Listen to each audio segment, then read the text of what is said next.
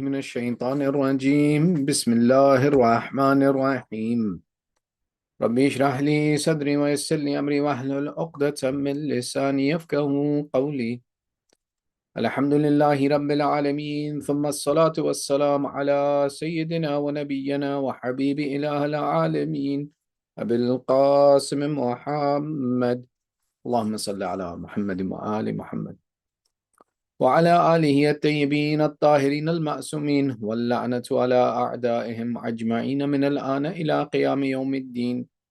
Amma ba'd. Respected elders, brothers and sisters, Assalamu alaikum wa rahmatullahi wa barakatuh. Alhamdulillah for the blessing of this Tuesday and the blessing of the rain and the blessing that Allah has given us of this life and the tawfiq of love of Ahlul Bayt that we have the opportunity to sit together and discuss and learn from the seerah of the Ahlul Bayt. We've been discussing the fifth of the 14 Masoomeen, the fifth of Ahl al-Kisa, the life and times of our third Imam Hussain ibn Ali Aba Abdullah alayhi salam. Allahumma salli ala Muhammad wa ala Muhammad. We've gotten to discussing the third section of his lifetime that we mentioned. The first being the time that he spent with our Holy Prophet.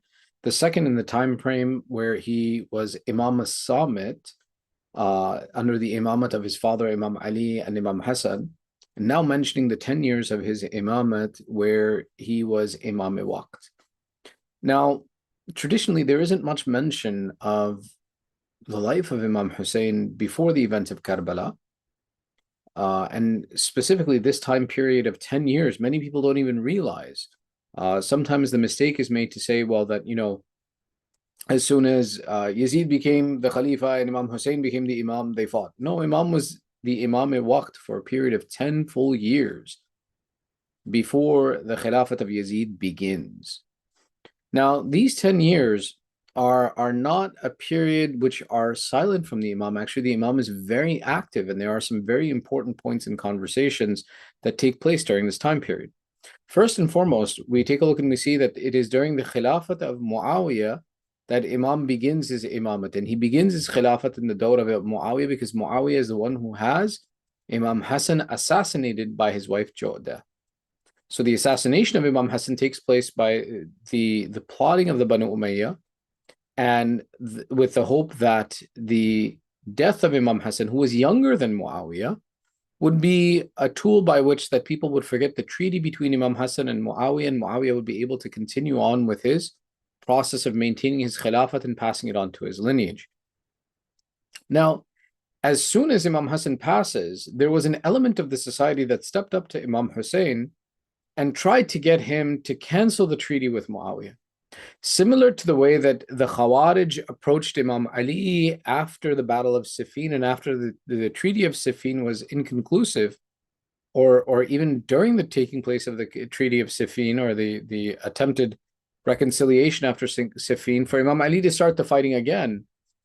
These people we saw were the Khawarij. They were those who had no interest in truly supporting the Ahlul Bayt, but rather were looking for their own financial benefit. Similarly, Imam Hussain was approached by people, specifically in Kufa and other locations, who with their self-interests tried to promote Imam Hussain to say, Imam Hassan died, his treaty died with him, you take over and you fight, and we'll fight for you.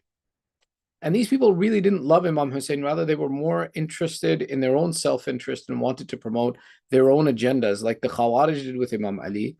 Those same people now tried to provoke Imam Hussain to stand up against Muawiyah. Imam Hussain did not stand up against Muawiyah in honor of the dignity of the treaty that was signed by Imam Hassan, to honor that treaty the way it was written. And as the role of the Imam, he fulfilled this obligation, but that doesn't mean that he stayed silent during this 10-year period. Rather, we see that there was a great amount of juhud and struggle that the Imam was forced to do.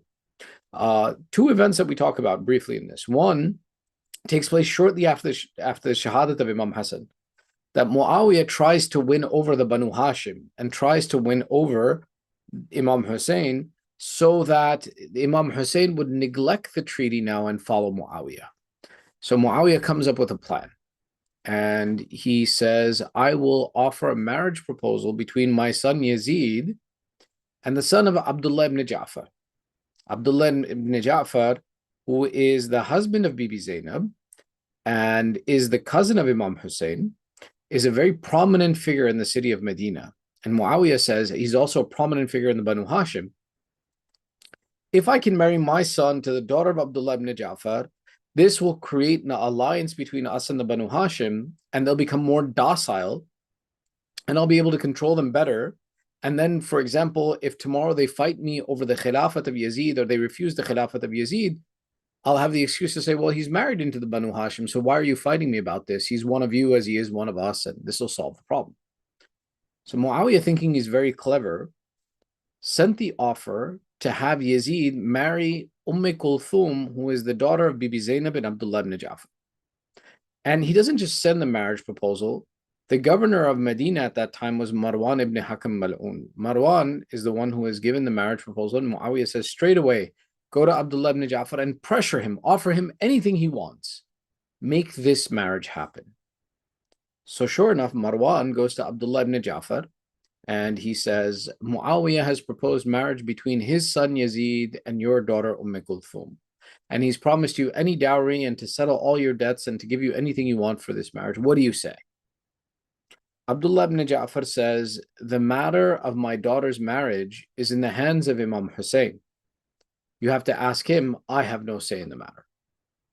So Abdullah ibn Ja'far is showing that even though he may be a prominent figure of the Banu Hashim, the authority of the Banu Hashim, the followers of the Ahlul Bayt themselves all rely on Imam Hussain, and that he is the absolute authority of all of these people.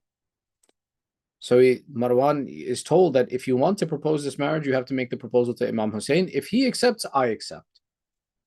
So Marwan says, okay, I can't approach Imam Hussain the way I approach a normal person. I have to appeal to his honor and dignity. So what does Marwan do? He gathers together all of the Banu Umayyah that are in Medina and all the ones that he can find and all the leaders that he can find and all the wealthy people, because again, he's the governor. And he says, in the evening, we will go to the Prophet's mosque where Imam Hussain is. And in front of everybody, we'll make this proposal to Imam Hussain. So sure enough, they gather together a whole bunch of these people and a big group of people, and they come to Imam Hussain in Masjid al-Nabawi. And they make a big deal about this proposal. And Marwan then begins his speech. He says, "O Hussain ibn Ali, the Khalifa Muawiyah has made a proposal of marriage between his son and your niece Kulthum. And he has promised the following conditions should you accept. That whatever amount of money you can ask for in dowry, so shall be granted to Kulthum. She will be spared nothing. You can ask for anything. 2, that whatever debts or whatever monies that are owed or whatever fiscal responsibilities that Abdullah ibn Ja'far has, Muawiyah will repay all of them. And this way there will be no financial liability on Abdullah ibn Ja'far and he'll be financially free for this. 3, such a marriage, O Hussain ibn Ali, would be a form of reconciliation between the Banu Umayyah and the Banu Hashim. We've had differences for a long time, and this would solve all of our differences and make us into one big happy family. 4, Yazid is more honored than anyone else who is alive today. And how fortunate you would be to have Yazid in your family, that Yazid would be a source of dignity for your clan. And there is no one more honorable than him today. So it is beneficial for your clan to have such a noble figure be a part of your family. And finally, Marwan makes a statement. He says, Yazid is that one who, when he turns his face to the heavens, that Allah sends down the rains. Astaghfirullah. What do you say to this, O Hussain ibn Ali? Imam Hussain takes a minute and he stands up and he says, as for your points, he says, first and foremost, we, the Banu Hashim, keep only to the dowry that Rasulullah affixed for our mother Fatima, and whatever our family does as a dowry is never more than the dowry of our mother Zahra. This was the first thing that Imam Hussain says, is that your offer to me of a great dowry means nothing to me, because our dowries are the dowry of our mother Zahra, and we don't change that for anyone else, and nobody can ever tempt us with wealth, because our focus is our mother Zahra. He continues and he says, as of 2, your promise to settle any of the debts of Abdullah ibn Ja'far. When did we ever make it an honorable action to settle our debts on the backs of our daughters? Another statement of this, or another way that this is phrased sometimes, is to say that Imam Hussain makes a statement and he says, when have our daughters ever been a cause of our spending or our debts that we should now rely on them to settle our debts?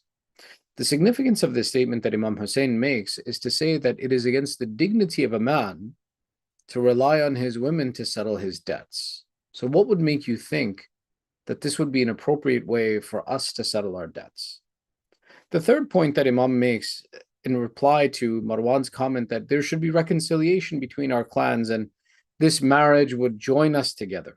Now, this process of using marriage as a process of creating reconciliation or creating trust between communities was a very common thing in Arabia. And even our Prophet, many of his marriages were for this purpose of the clans aligning and trusting in the message of Rasulullah, and which is why our Prophet was the one who was allowed to have more than 4 wives, because his marriages were the purpose of bringing the community together and establishing the Muslim nation.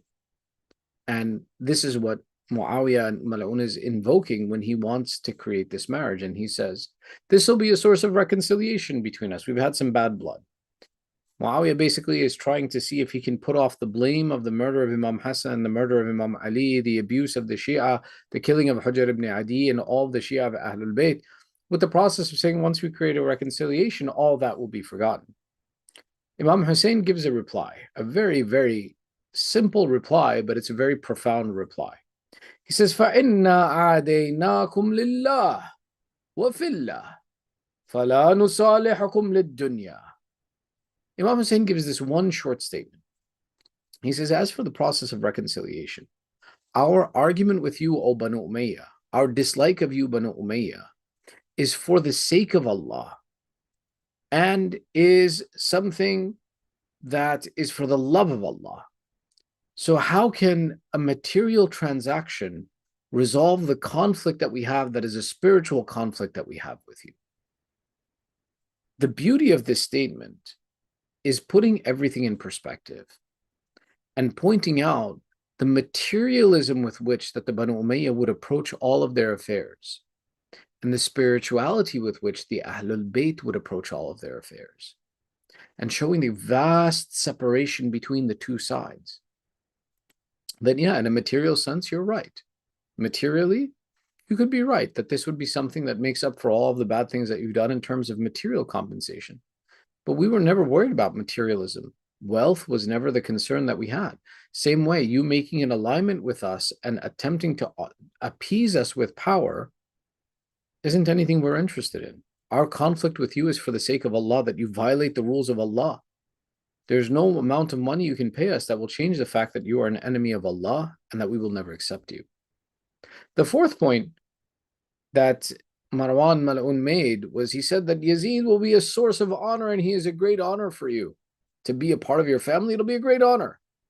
The response of Imam Hussain is like the back of the hand to the face of Marwan. He says, if what you say that the son of a king is a great honor for us, that might be true if we weren't the family of the Prophet of Allah and that there is no one greater than the Prophet of Allah on this earth. So the argument that he makes in saying that this is a sort of esteem that the king, the Khalifa, the king's son is your son-in-law, would honor your family. Imam Hussain replies and he says, the Prophet is the greatest of all honors and that is sufficient for us. We don't need the honor of this one because it pales in comparison to the honor that is Rasulullah.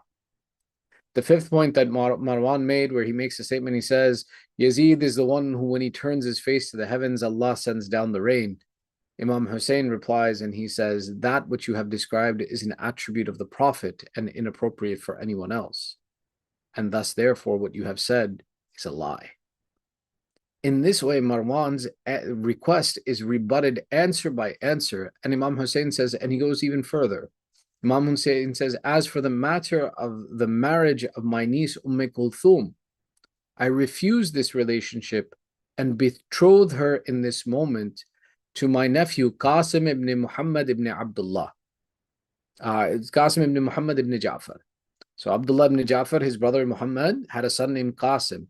Imam Hussain says, in this moment, my niece Kulthum is betrothed to Qasim, the son of Muhammad ibn Ja'far.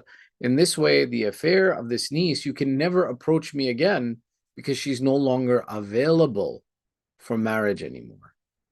This interaction between the both sides and the severity of the rebuttal and the noting in history of this rebuttal and its precision is one of the attributes of why, for example, some historians said that after the event of Karbala, disgrace that was meted out to the women of the Ahlul Bayt was on the purpose of the disrespect that Yazid felt from this action of Imam Hussain and how precise he was in refusing, removing, and showing the true status of the Banu Umayyah in this reply.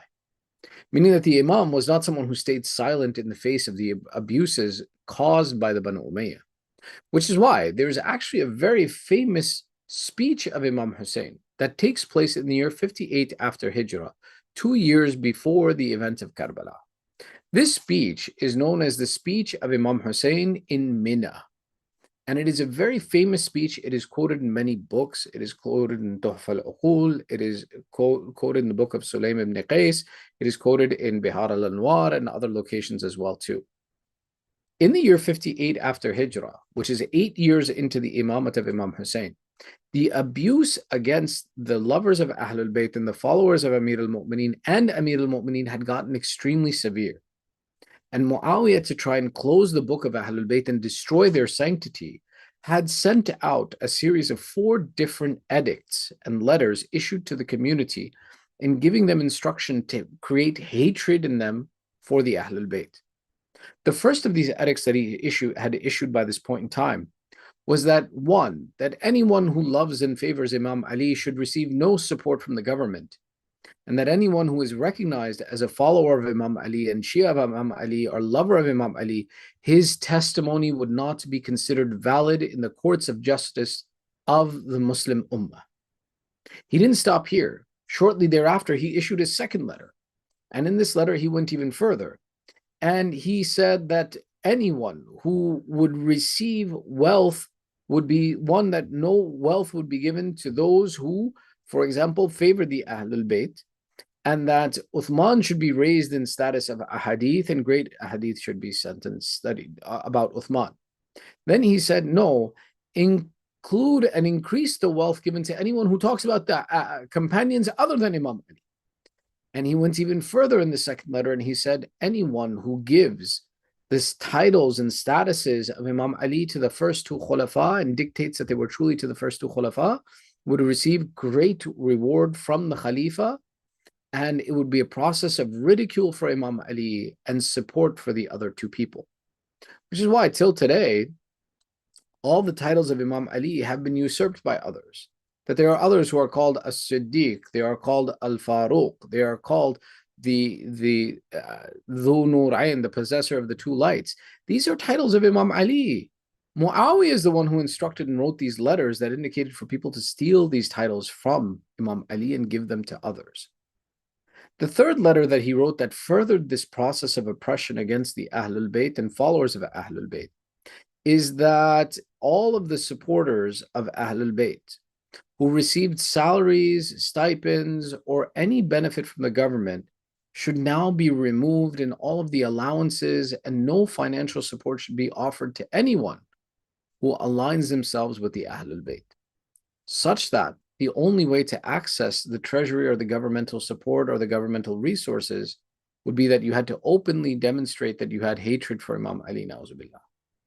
Finally, his 4th edict that prompted Imam Hussain to speak was the open oppression and instruction to openly oppress and suppress anyone who spoke well about Imam Ali.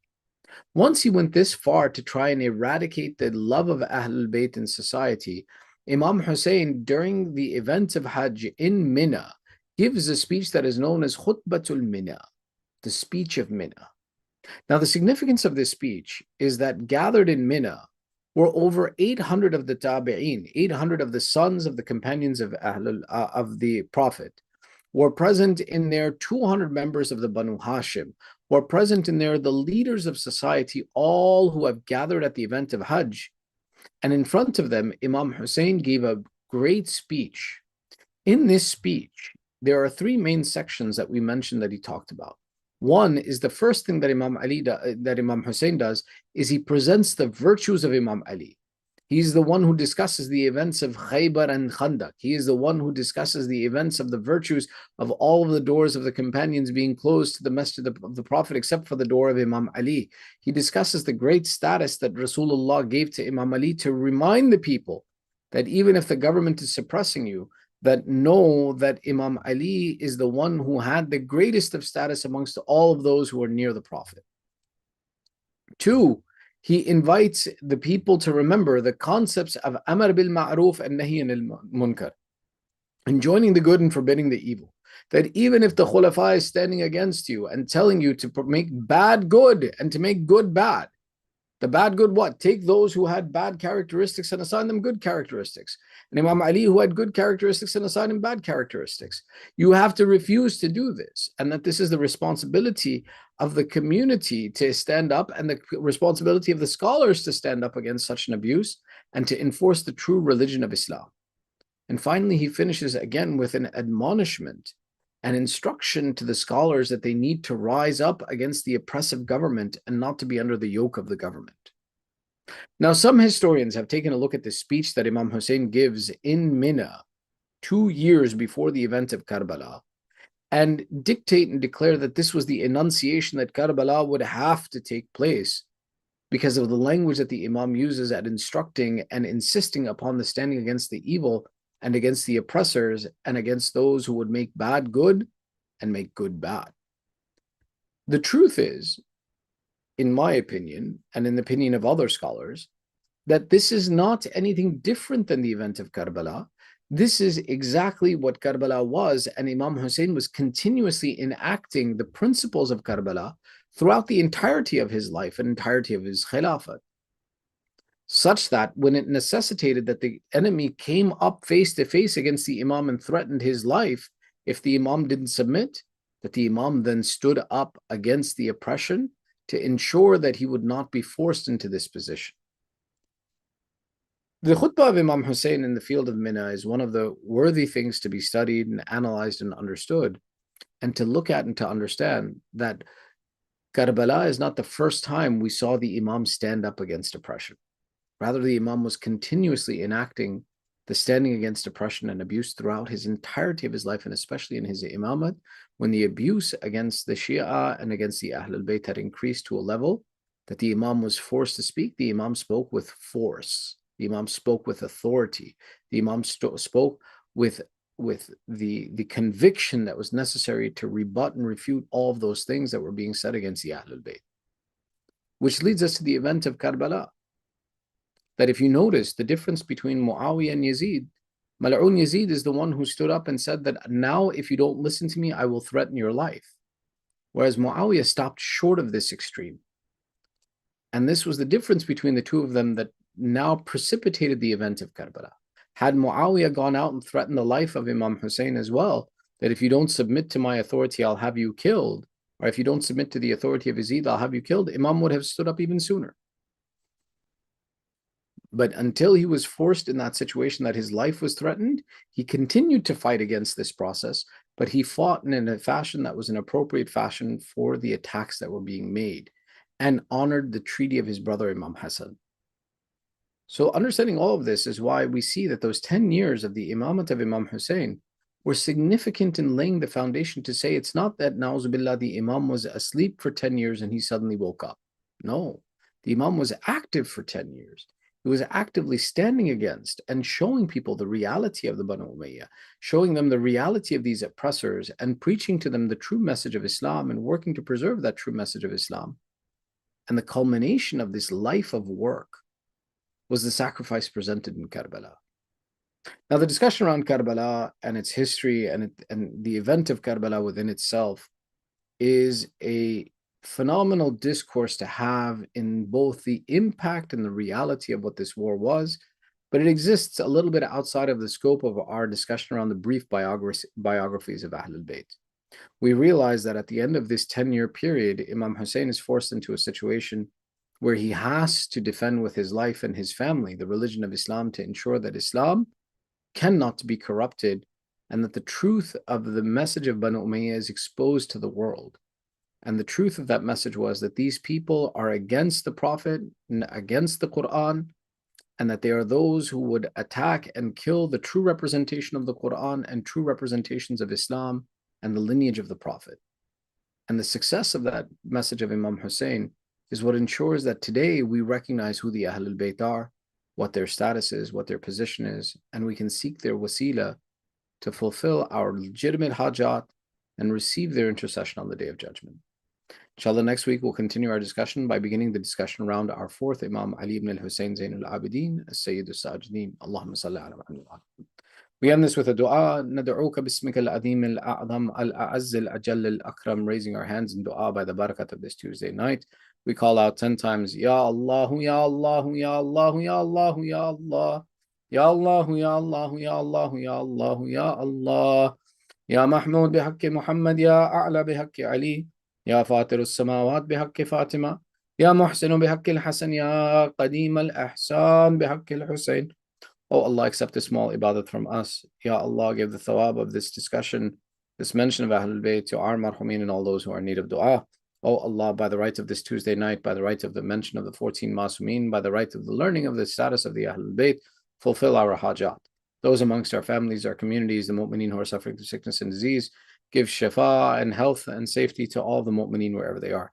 Allah, those who are suffering through strife and insecurity around this world, give aman and peace to those mu'mineen and muslimeen wherever they may be in this world. Oh Allah, keep our children on the upright path of Islam. Ya Allah, hasten the reappearance of Sahib al-Zaman. Make us and our families from the upright supporters of our Imam, and entitle us to the ziyarat of Ahlul Bayt in this world and the shafa of Ahlul Bayt in hereafter. We finish with reciting 1 Surah Fatiha, 3 times Surah Ikhlas for all of our marhumeen with your loudest of salawat ala Muhammad wa ali Muhammad. Allahumma salli ala Muhammad wa ali Muhammad. Bismillah ar-Rahman.